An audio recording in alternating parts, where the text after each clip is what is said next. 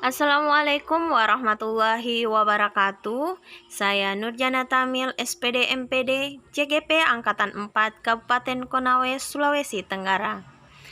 Pada kesempatan kali ini saya akan memberikan rekaman aksi nyata budaya positif. Pada rekaman video aksi nyata budaya positif terdiri dari 5 poin. Yang pertama, komunikasi aksi nyata kepada kepala sekolah. Yang kedua, kolaborasi bersama teman sejawat. Yang ketiga, rekaman diseminasi modul budaya positif. Yang keempat, keyakinan kelas. Dan yang kelima, implementasi keyakinan kelas. Pertama, kami melakukan komunikasi aksi nyata kepada kepala sekolah terkait diseminasi modul budaya positif yang akan kami lakukan. Selanjutnya, kami berkolaborasi bersama teman sejawat dalam kegiatan diseminasi modul budaya positif. Selamat menyaksikan rekaman diseminasi modul budaya positif. Bismillahirrahmanirrahim. Assalamualaikum warahmatullahi wabarakatuh. Alhamdulillah, kami ucapkan puji syukur atas kehadiran Allah Subhanahu wa taala.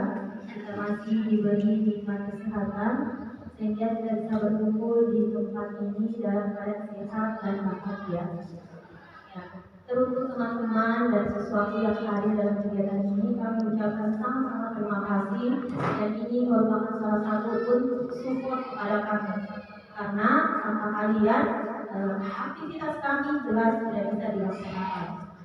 Pada kesempatan kali ini, saya Nurjana Tamil dan rekan kita Bu Asriwati sebagai calon guru penggerak Angkatan 4 Kabupaten Konawe, Sulawesi Tenggara akan memberikan diseminasi modul budaya positif. Materi ini kami pelajari kurang lebih 3 bulan. Dan dalam waktu 3 bulan ini sudah waktunya kami untuk berbagi ke teman-teman. Semoga harapannya yang sedikit ini, yang kami pahami ini, yang masih terus kami belajar, bisa sampai ke teman-teman untuk sama-sama kita memperbaiki paradigma berpikir kita. Untuk mengefisienkan waktu, saya mulai materi yang pertama.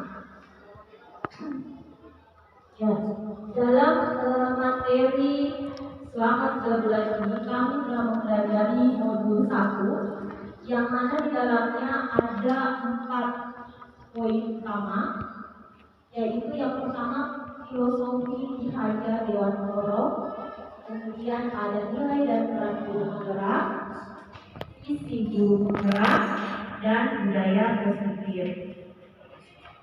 Yang pertama, filosofi pemikiran Ki Hajar Dewantara. Dari beberapa materi yang kami terima, banyak sekali tokoh pemikiran Ki Hajar Dewantara. Namun, saya mencoba mengambil 4 poin utamanya. Poin pertama, yang di sini mungkin Bapak Ibu sudah hafal. Ingarso Sungkulodo, Iman Manungkarso, Tuturi Handayani. Namun biasanya kita paling mengingat Tuturi Handayani. Padahal ketiganya kompleks. Ingarso Sungkulodo, saya mencoba mengingatkan kembali Bapak Ibu dan adik-adik sekalian, artinya teladan. Posisinya di depan. Ingarso Sungkulodo berarti di depan, yang dimaknai bahwa guru harus mampu menjadi teladan, baik dalam bersikap, dalam bertutur. Kemudian Mantio Mangunkarso, artinya di tengah. Guru dituntut sebagai fasilitator, seperti guru harus mampu memilih strategi pembelajaran yang tepat atau proses pembelajaran yang tepat untuk mengembangkan pengetahuan dan keterampilan siswa. Kemudian yang paling sering kita dengar, Tuturi Handayani. Tuturi Handayani artinya di belakang. Ini berarti guru harus mampu menjadi motivator bagi para siswa. Ya, jadi teladan, jadi fasilitator, dan jadi motivator. Kemudian pemikiran Ki Hajar Dewantara yang lainnya adalah Pancadharma. Ya, di situ ada kemerdekaan, tentang alam, kebudayaan, kebangsaan, dan kemanusiaan yang semua harus berpihak pada murid. Kemudian tujuan pendidikan. Ya, tentu sebenarnya kita guru punya tujuan pendidikan. Ya, namun dalam proses di guru penggerak, yang mana ketika kita mengambil filosofi pemikiran Ki Hajar Dewantara, maka tujuan pendidikan adalah menuntun, bukan memaksa. Ya, menuntun segala kodrat yang ada pada anak. Jadi kita menuntun bukan memaksa, karena dalam pemikiran Ki Hajar Dewantara, para guru diibaratkan seorang petani. Petani memiliki dua jenis bibit, bibit berkualitas dengan bibit yang tidak terlalu berkualitas. Bibit berkualitas jika tidak dituntun dirawat dengan tepat, tentu hasilnya tidak maksimal. Bibit kurang berkualitas di tangan petani yang dingin, yang merawat, yang menuntun, bisa menghasilkan tumbuhan yang berkualitas. Itu tujuan pendidikan Ki Hajar Dewantara, sehingga anak-anak kita bahagia dan selamat. Tujuan pendidikan adalah anak-anak kita bahagia, kemudian selamat. Ya, selanjutnya, menurut filosofi pemikiran Ki Hajar Dewantara, pendidikan adalah tempat tumbuhnya benih-benih kebudayaan dalam masyarakat. Ya, jadi kalau kita lihat pemikiran Ki Hajar Dewantara, tidak ada tuntutan anak-anak menuntaskan KKM, tetapi bagaimana kita menemukan kemampuan anak-anak yang kemudian nanti membuat mereka bahagia dan selamat. Selanjutnya, nilai dan peran guru penggerak. Ya, nilai seorang guru penggerak dan seharusnya menjadi nilai semua guru adalah yang pertama, mandiri. Mandiri di sini, guru-guru kita harus bersemangat mengikuti pelatihan semua pengembangan diri terkait profesinya tanpa ada paksaan. Kemudian reflektif, kita harus mau membuka hati, legowo, tidak egois, untuk merefleksi, mengevaluasi bagaimana proses kita mengajar. Ya, karena tidak ada guru yang sempurna, juga tidak ada murid yang sempurna. Tetapi ketika kita mengamalkan kolaboratif, reflektif, kita akan saling melengkapi.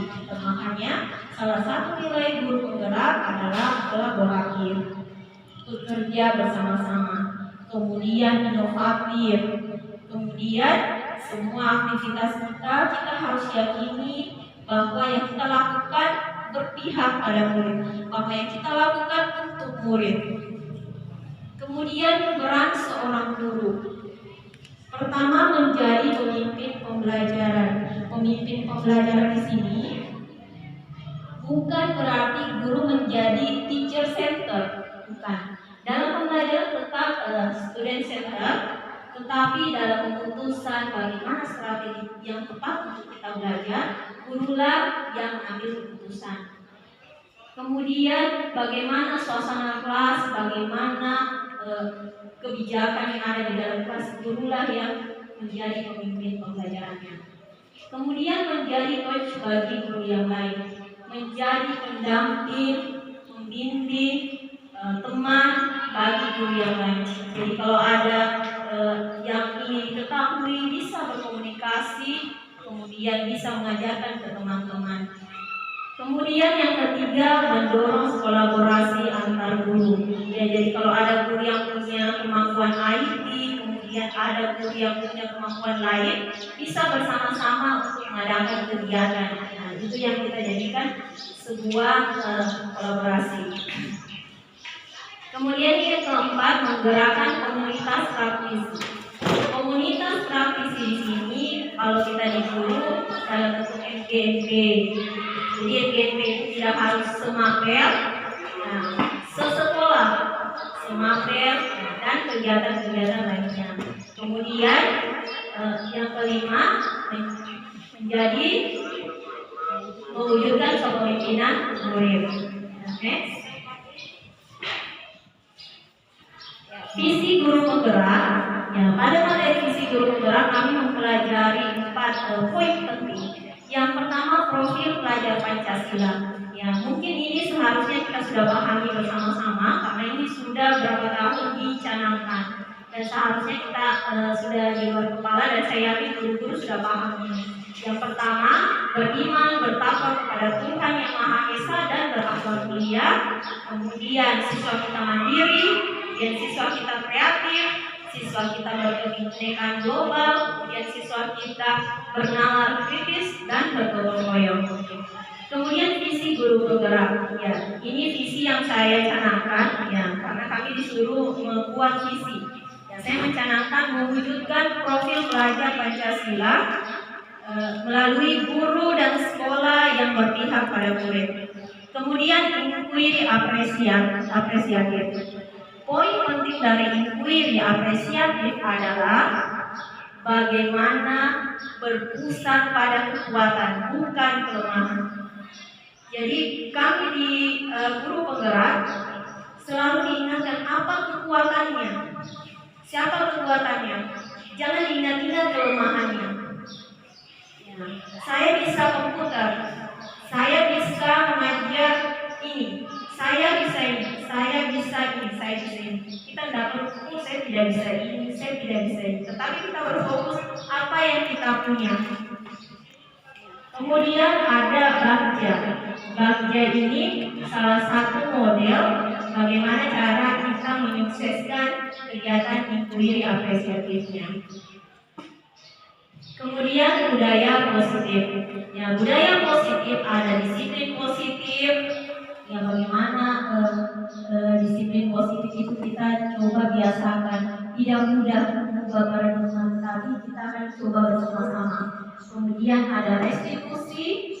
Kemudian ada posisi kontrol guru, yang mana di sini biasa kita tempatkan guru sebagai teman. Ternyata setelah pembelajaran posisi kontrol terbaik guru bukan sebagai teman, tetapi sebagai manajer. Nanti diulas oleh Bu Asri. Kemudian keyakinan kelas, nanti Bu Asri akan memandu bagaimana kita menentukan keyakinan kelas. Kemudian kebutuhan dasar manusia. Menurut hasil pembelajaran kami bahwa tantangan yang diberikan siswa, respon yang dilakukan siswa itu karena adanya kebutuhan dasarnya, kurang terpenuhinya rasa kasih sayangnya atau rasa yang lainnya, nanti dipaparkan lebih jelas oleh Bu Asri. Kemudian koneksi antar materi. Dari filosofi pemikiran di Dewantara, guru didorong untuk menjadi teladan dalam perilaku, fasilitator dalam pembelajaran, dan motivator dalam perkembangan murid. Kemudian nilai dan peran guru penggerak. Ya, jadi di sini setiap guru dituntut untuk memiliki kompetensinya seperti yang tadi kita sebutkan, ada 5 nilai dan 5 peran guru penggerak. Ya. Demikian untuk koneksi antar materi. Saya mau putarkan sedikit bagaimana cara memberi restitusi. Ya, ini hasil belajar kami. Minta tolong buat saya diputarkan videonya di YouTube.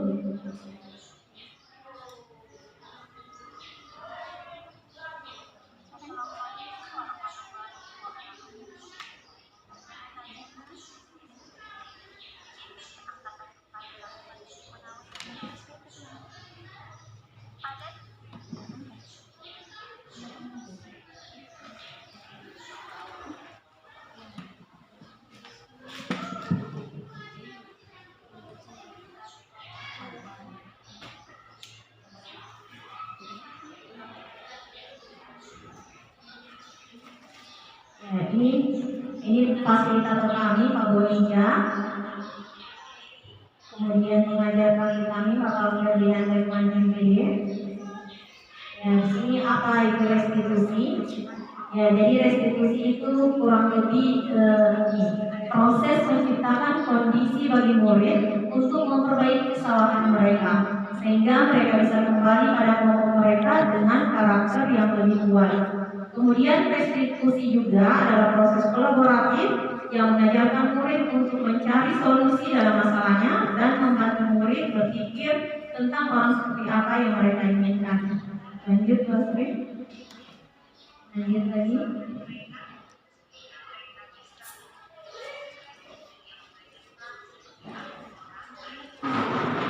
Nah, tahap restitusi itu ada 3. Ini sebenarnya bermanfaat untuk guru PPDK. Jadi ketika kita menghadapi siswa yang bermasalah, kita harus melewati 3 fase. Yang pertama, kita menstabilkan identitas.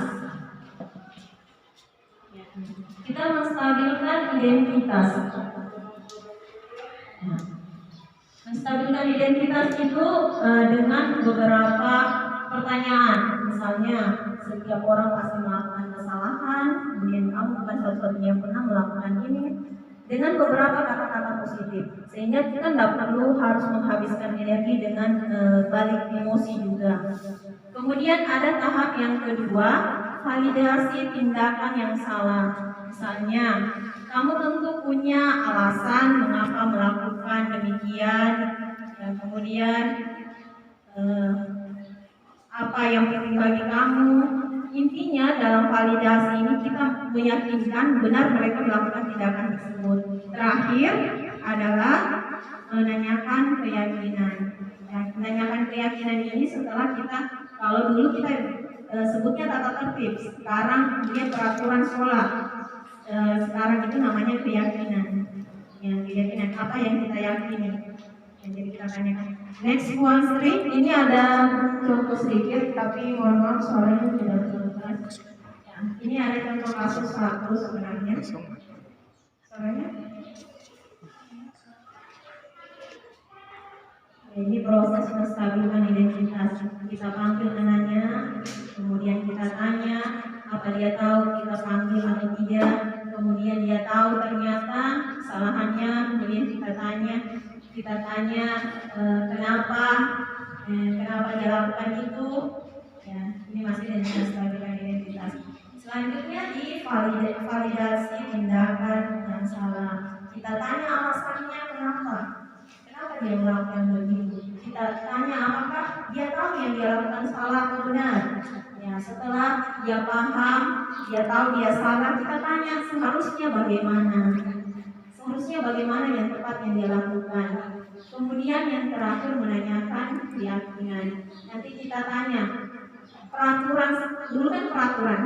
Sekarang kita tanya apakah keyakinan yang dia lakukan ini sesuai dengan keyakinan yang kita sepakati. Nanti dia akan menjawab. Ya, menjawab sesuai dengan yang dia ketahui keyakinannya. Ya, ini contoh kasus. Selanjutnya, diskusi dan tanya jawab terkait dengan materi modul budaya positif.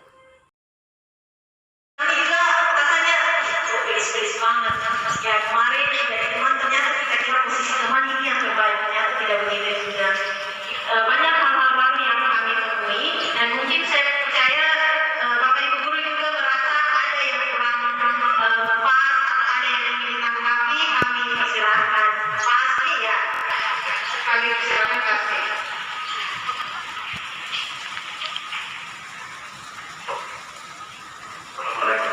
Assalamualaikum warahmatullahi wabarakatuh. Yang saya hormati Ketua kita sebagai baik yang pada hari ini melakukan diseminasi di sekolah kita untuk memberikan banyak ilmu seperti apa yang sudah saya sampaikan. Tapi saya hanya di slide 13. Saya di slide 13.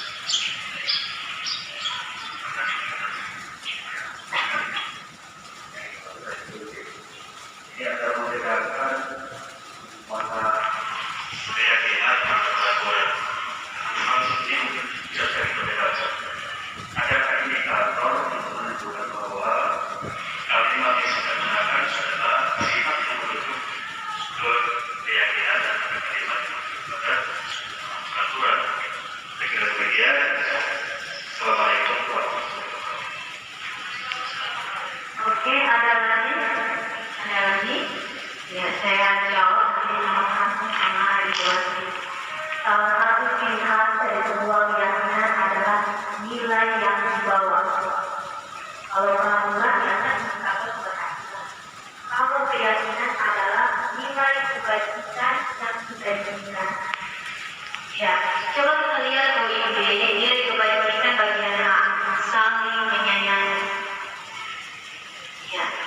Jadi ketika kita tanya anak-anak ketika mereka melakukan kasus yang artinya mereka konflik, ya pertanyaan tentang keyakinan kelas yang kita harus tanyakan, apa keyakinan kelasnya? Masih ingat, apa saling menyayangi? Apakah kalian sudah saling menyayangi dengan berkelahi? Mereka akan menjawab, kira-kira yang siswa menjawab apa? Ketika kalian berkelahi dengan temannya, ketika guru tanya apakah kalian sudah saling menyayangi ketika meyakini keyakinan kelasnya, kalian jawab apa kira-kira? Tidak. Mereka akan menjawab dengan sendirinya. Jadi ketika posisi kita membina siswa, kita posisikan sebagai manajer, maka yang lahir adalah pertanyaan-pertanyaan. Bukan membuat mereka merasa bersalah, bukan langsung menghukum mereka, tetapi menanyakan kebajikan yang mereka dapatkan ketika mereka melakukan hal tersebut. Ya mungkin yang poin B, semangat belajar. Nilai kebajikannya adalah semangat belajar.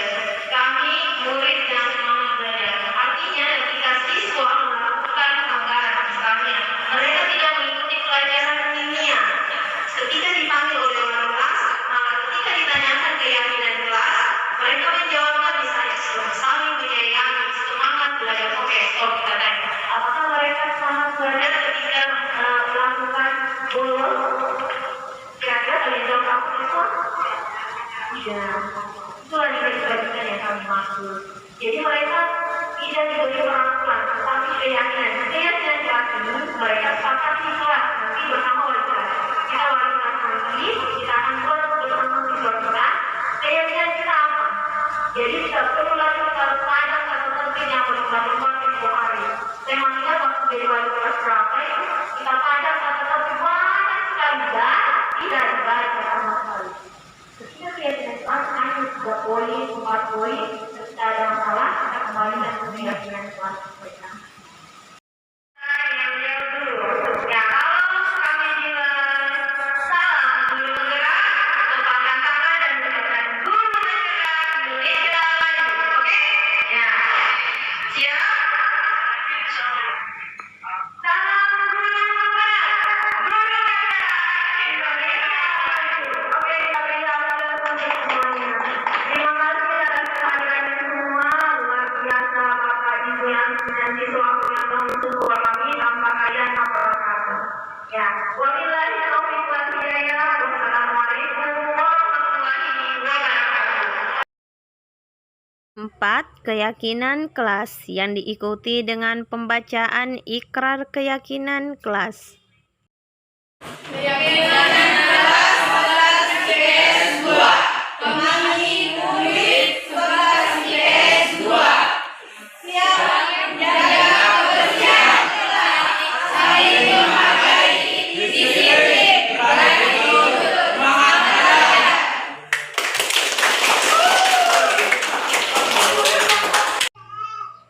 Implementasi 5 keyakinan kelas. 1. Saling menghargai. 2. Menjaga kebersihan. 3. Bertanggung jawab. 4. Disiplin. Dan 5. Semangat belajar. Demikianlah aksi nyata modul budaya positif. Terima kasih telah menonton. Salam guru penggerak, guru bergerak, Indonesia maju. Wassalamualaikum warahmatullahi wabarakatuh.